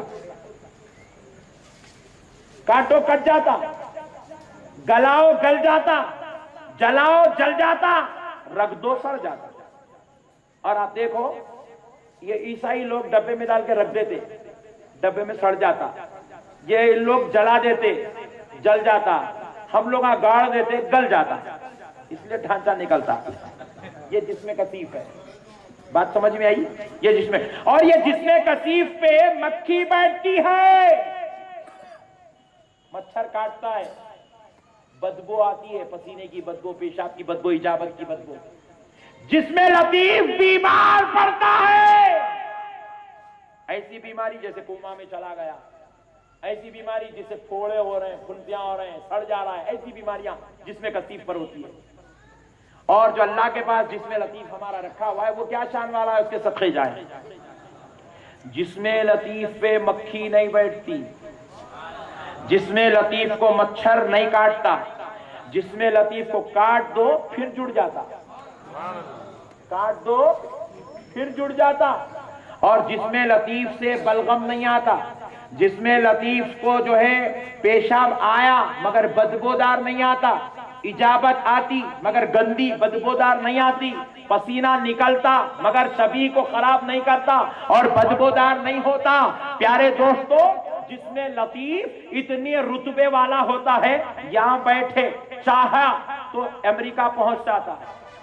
اتنا پاورفل ہوتا ہے جسم لطیف، فل پاورفل ہوتا ہے. یہاں بیٹھا امریکہ جا سکتا ہے، وہاں سے آسٹریلیا بھی آ سکتا ہے، وہاں سے پھر دبئی کو پہنچ سکتا ہے. انن جہاں چاہے وہاں چلا جاتا ہے. اور اب یہ جب میرے آقا اپنے صحابہ کی مجلس میں یہ جسم لطیف، جسم کثیف کی باتیں سنا رہے تھے، ایک عاشق رسول اٹھ کے کھڑا ہوا، ایک میرے آقا کا دیوانہ کھڑا ہو گیا تاکہ یا رسول اللہ میں یہ سوال کروں، آپ جواب دیں اور آپ کی امت کو آپ کی عظمت معلوم ہو جائے. میرے آقا، اللہ نے سب کو 2 جسم دیے ہیں، جسم کثیف سے پیدا کیا، جسم لطیف بعد میں دے گا. یا رسول اللہ، کیا آپ کے رب نے آپ کو بھی 2 جسم دیا؟ میرے آقا فرماتے ہیں، سنو اے صحابی، سنو اے صحابی، جسم کثیف عیب والا ہے اور میرے رب نے مجھ کو عیب سے پاک کر دیا ہے. سبحان اللہ، سبحان اللہ، اللہ اکبر، نعرہ رسالت. اور مجھے میرے رب نے جسم کثیف نہیں دیا، میں جسم کثیف سے پاک ہوں، میرے رب نے مجھ کو جسم لطیف عطا کیا۔ اسی لیے تو ہم کہتے ہیں دور و نزدیک کے سننے والے وہ کان، کانے لالے کرامت پہ لاکھوں سلام۔ کیونکہ جسم لطیف والا سنتا بھی ہے، پہنچتا بھی ہے، اسی لیے ہم کہتے ہیں سنا ہے آپ ہر عاشق کے گھر تشریف لاتے ہیں، میرے گھر میں بھی ہو جائے چراغاں یا رسول اللہ۔ یہی تو مسئلہ ہے دوستو، لوگوں نے سمجھا نہیں ہے۔ میرا نبی جسم لطیف والا ہے، اس لیے نبی کے جسم پہ مکھی نہیں بیٹھتی تھی، نبی کو مچھر نہیں کاٹتا تھا، نبی کے پسینے میں بدبو نہیں آتی تھی، نبی کی اجابت میں بدبو نہیں آتی تھی۔ میرے نبی پاک کے صدقے جاؤ، میرے نبی ہر جگہ کی بات سن لیا کرتے تھے۔ اسی لیے تو میرے آقا ارشاد فرماتے ہیں میں جن گلیوں سے گزرتا ہوں وہاں کے کنکر بھی مجھے سلام کرتے ہیں، وہاں کی دریائیں مجھے سلام کرتی ہیں، وہاں کے جھاڑ مجھے سلام کرتے ہیں، وہاں کے چرند و پرند سلام کرتے ہیں۔ اور حضور فرماتے ہیں میں جب اپنی ماں کے پیٹ میں تھا اس وقت جو پتھر مجھ پہ سلام کرتے تھے میں آج بھی ان پتھروں کو پہچانتا ہوں۔ یہ جسم لطیف والے کی بات ہے۔ مگر دوستو اب قربان جاؤ، اب ذرا قربان جاؤ، دیکھو جب ہم قبر میں جائیں گے جسم کثیف کے ساتھ جائیں گے، روح جسم کثیف سے نکال لی گئی تھی، مگر جب واپس ڈالی جائے گی یہ جسم کثیف میں نہیں ڈالی جائے گی، جسم لطیف میں ڈالی جائے گی۔ یہ آخرت کی جو زندگی ہے جسم لطیف کے ساتھ۔ اب ایک پوائنٹ بتاتا ہوں، بات پوری سمجھ میں آ جائے گی۔ ایک صاحب کا انتقال ہوا،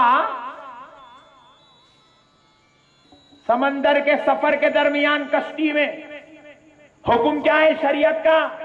کشتی میں نماز جنازہ پڑھو، پانی میں چھوڑ دو، پانی میں چھوڑ دیے۔ کہاں گئے خبر بنی، اب انہوں نہ گلنے والے ہیں نہ جلنے والے ہیں نہ سڑنے والے ہیں۔ کیا ہوا؟ 6000 مچھیاں کھا لی ان کو۔ اب ایک مولانا کو میں پوچھا، نہیں مچھی کے پیٹ میں عذاب دیتے ہیں، دیوانہ ہے کیا؟ عجیب ہے جن لوگ کہاں سے آ گئے میرے کو سمجھ میں نہیں آیا میرے بھائی اب تک۔ میں پورا ہندوستان پھر کے پریشان ہوں ان لوگوں کے واسطے۔ ارے کہاں سے آئے رہے بڑے بھائی تم لوگ؟ یہ اتنے حولے ہیں، اللہ ان کو عقل دے، ہدایت دے، ہمارے جیسا سنی بنا دے۔ مچھی کے پیٹ میں آتا، انہیں گناہ کا رہا، وہ بیچاری کے پیٹ میں تکلیف۔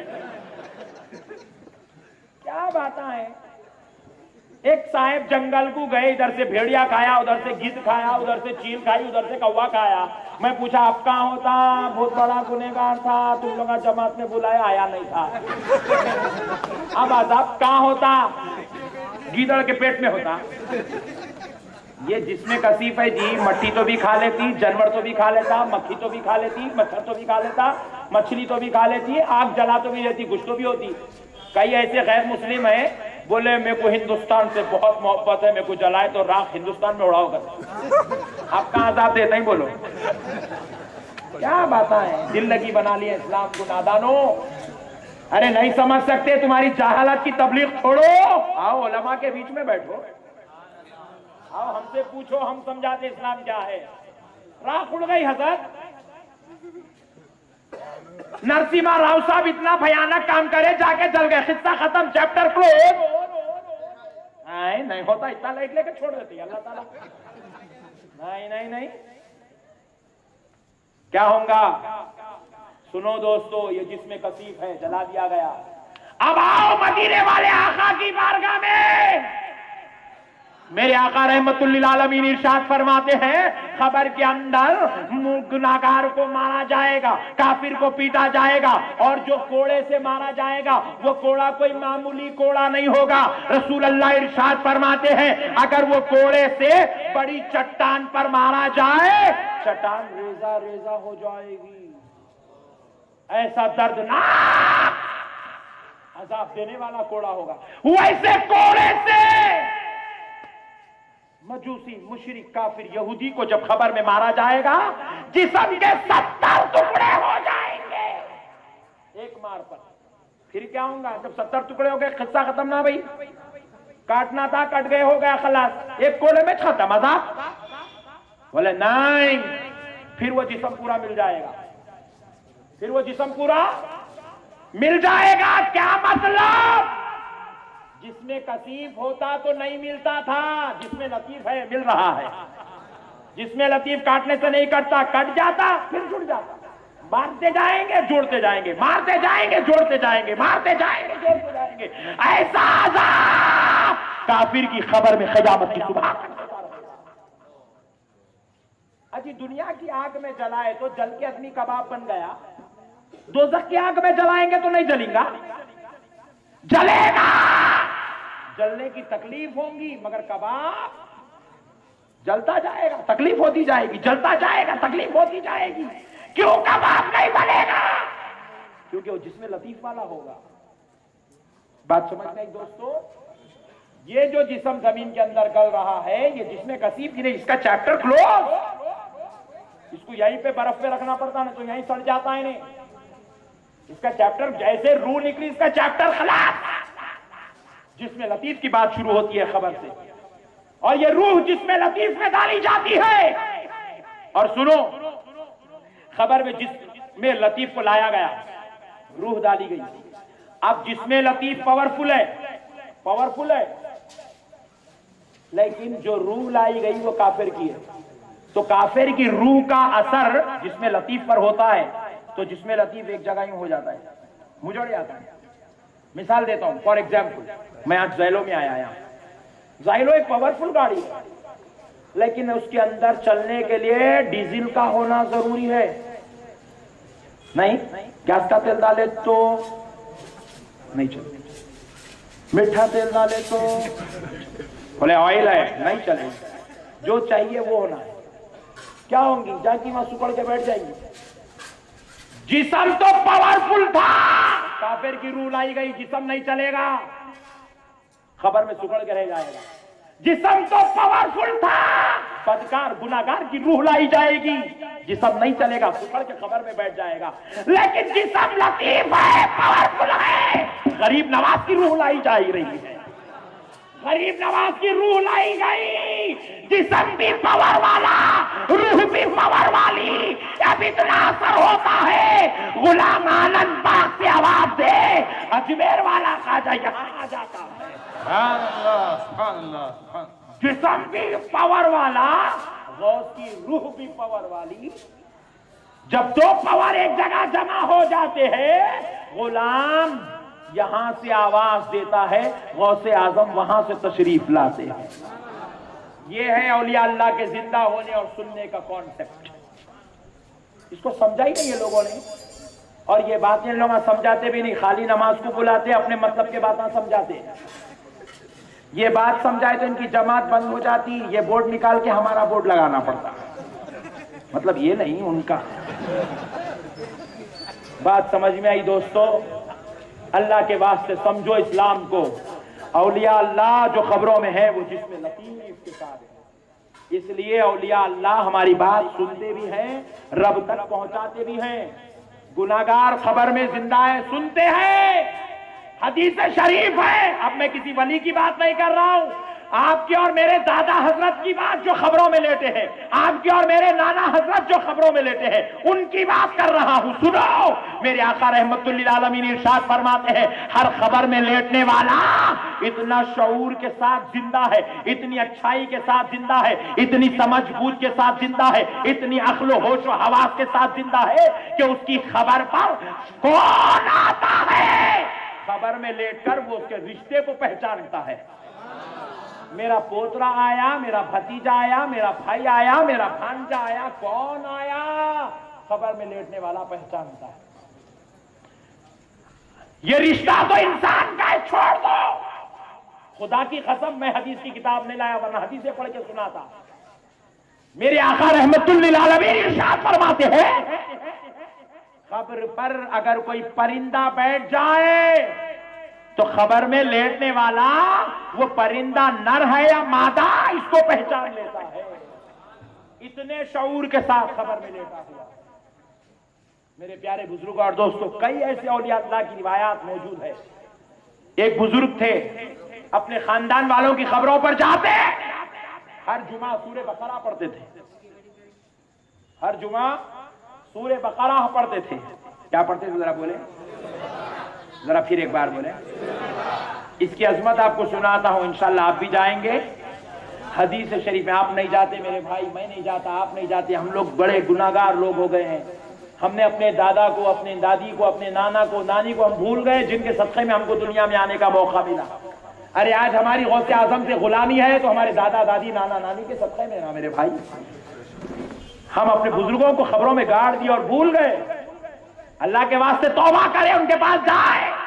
کیونکہ میرے آقا رحمت للعالمین ارشاد فرماتے ہیں، قبر میں لیٹنے والا اپنے پاس آنے والوں کو اس تمنا اور اس آرزو کے ساتھ دیکھتا ہے جیسے جنموں کا پیاسا پانی پلانے والے کو دیکھتا ہے.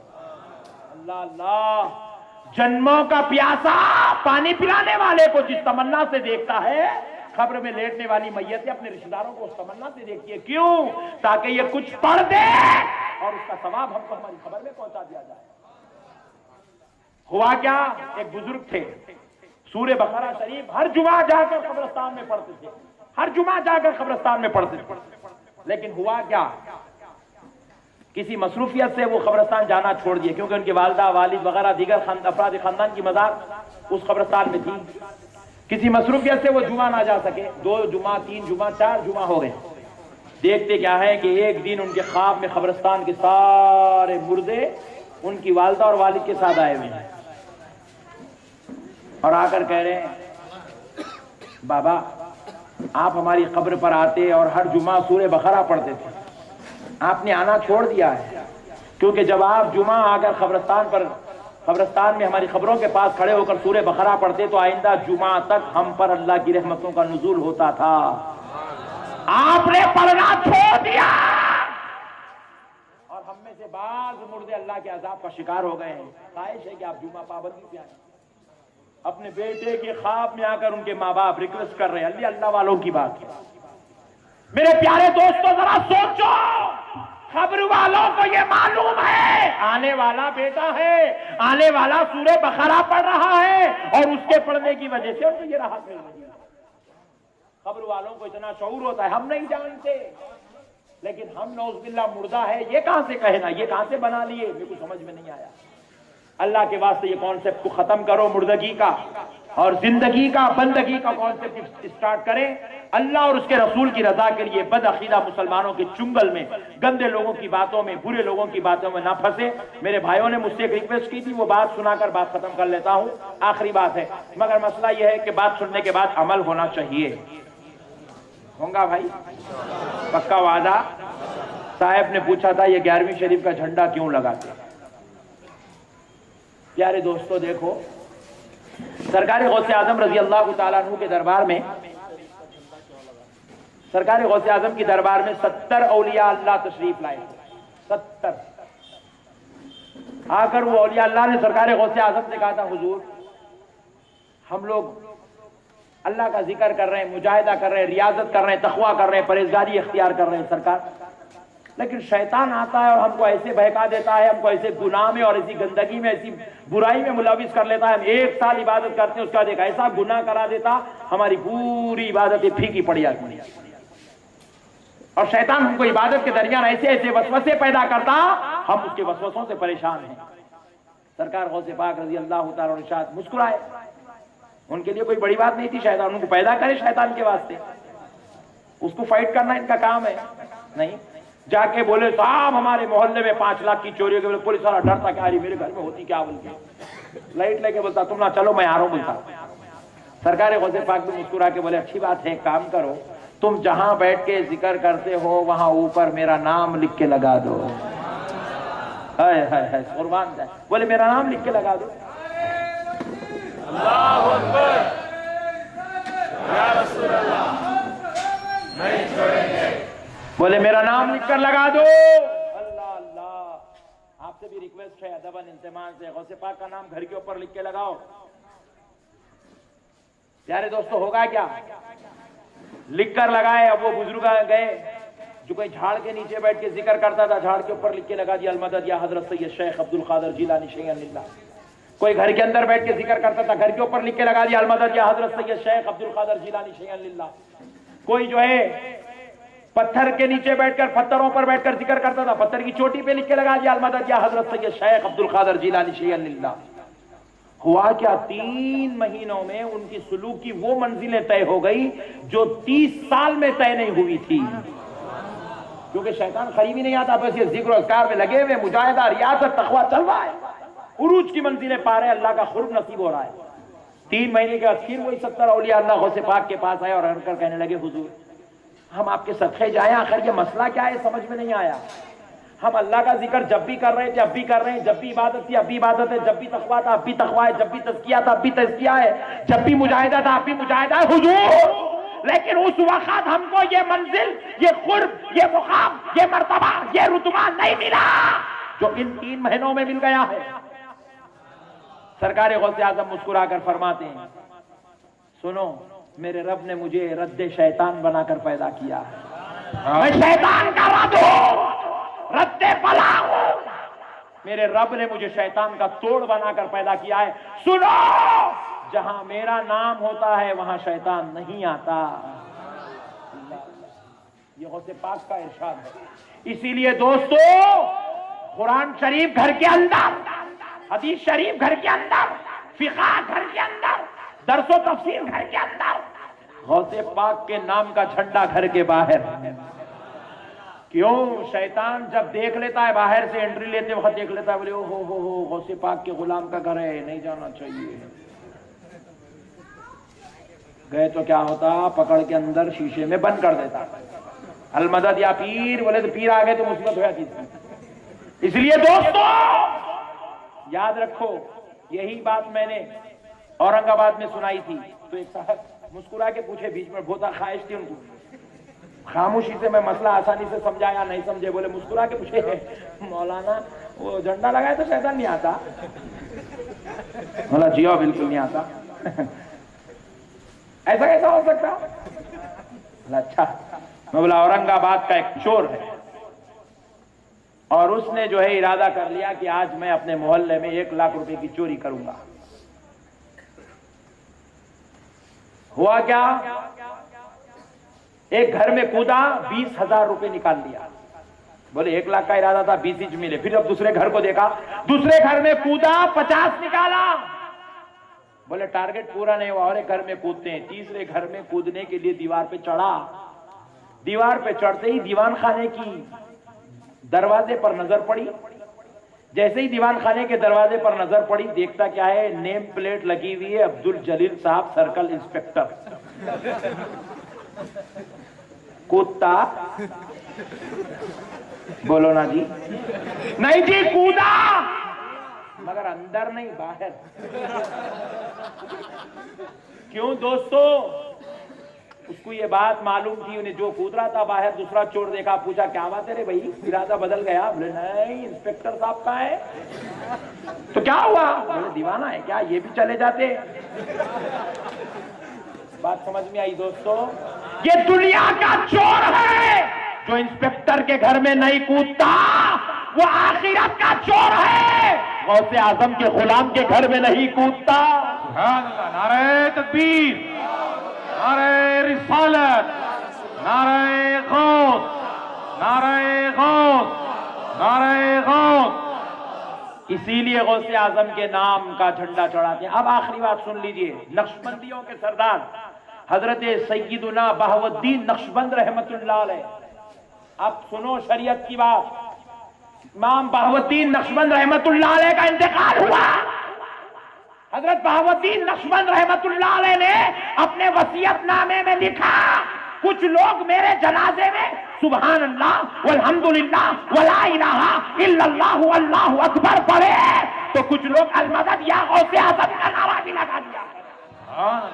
تو بتاتے ہیں شاہ نقشبند حضرت سیدنا بہاؤالدین نقشبند کے جنازے میں جہاں تسبیح پڑھی جا رہی تھی, وہیں پر بھی المدد یا حضرت سید شیخ عبد القادر جیلانی شیئن للہ کا ترانہ بھی پڑھا جا رہا تھا.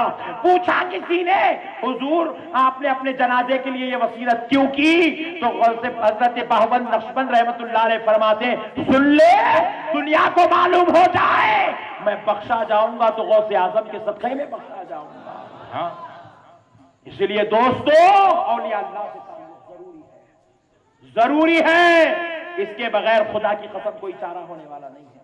اولیاء اللہ کے غلام بنو، شہدائی بنو، دیوانے بنو، عاشق بنو، ان کی بارگاہوں سے فیض لینے والے بن جاؤ. کچھ نہیں بنے تو نہیں بنے، غوث و خواجہ کے دیوانے بن جاؤ، خدا کی قسم نجات ہو جائے. وما علینا الا البلاغ والحمد للہ رب العالمین. ایک ضروری اعلان سماعت فرما لیں. محمود سیریز کی جانب سے آپ کے اس بھائی کے بیانات کے ڈیویڈیز جو الحمدللہ میرے آقا کی نالن پاک کا صدقہ ہے، محمود سیریز کے پاس آپ کے اس بھائی کے تقریباً 600 بیانات بلکہ اس سے زیادہ بیانات الحمدللہ ریکارڈڈ ہیں. پورے آل اوور انڈیا میں جہاں کہیں بھی میرا بیان ہوتا ہے ہمارے محمود بھائی وہاں پہنچتے ہیں اور بیانات کو قید کر لیتے ہیں. اور میں بھی فخریہ طور پر اعلان کرتا ہوں کہ یہ اہل سنت کی خدمت ہے. آپ حضرات جاتے وقت ان بیانات کو، ان ڈیویڈیز کو ضرور بضرور لے جائیں، جس میں اپنے گھریلو سے ریلیٹڈ جتنے اختلافات اور ٹینشن ہیں ان ساروں کا حل قرآن و حدیث کی روشنی میں بھی ہے. سنیت کیا ہے یہاں پر ایک ڈیویڈی آئی ہوئی ہے. اور بھی اس کے علاوہ کئی ایسے سینکڑوں مسائل، فاتحہ سے متعلق، سلام سے متعلق، خبر سے متعلق، حشر سے متعلق، سارے مسائل کو قرآن و حدیث کی روشنی میں آپ کے اس بھائی نے بیان کیا اور محمود سیریز کے پاس ریکارڈڈ ہے.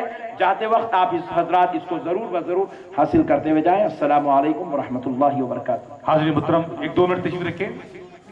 بارکت سے تشریف لائے قصیدہ بردہ کی جماعت نور محمدی صرف 10 منٹ کے لیے آپ حضرات کے سامنے دف پر پروگرام پیش کریں گے. بہت ہی آپ مسرور ہوں گے اور ایک کیفیت طاری ہوگی. برائے کرم اتنا ٹائم آپ نے دیا ہے تو ان کی بھی ہمت افزائی کریں. یہ بارکت سے تشریف لائے ہیں اور خاص طور پر خصوصی انداز میں وہ قصیدہ بردہ یعنی نعت پاک پیش کرتے ہیں. آپ تشریف رکھیں انتہائی عقیدت کے ساتھ. اور ایک کتاب ہے انوار الحق، یہ بانی جامع نظامیہ حضرت علامہ انوار اللہ خان فاروقی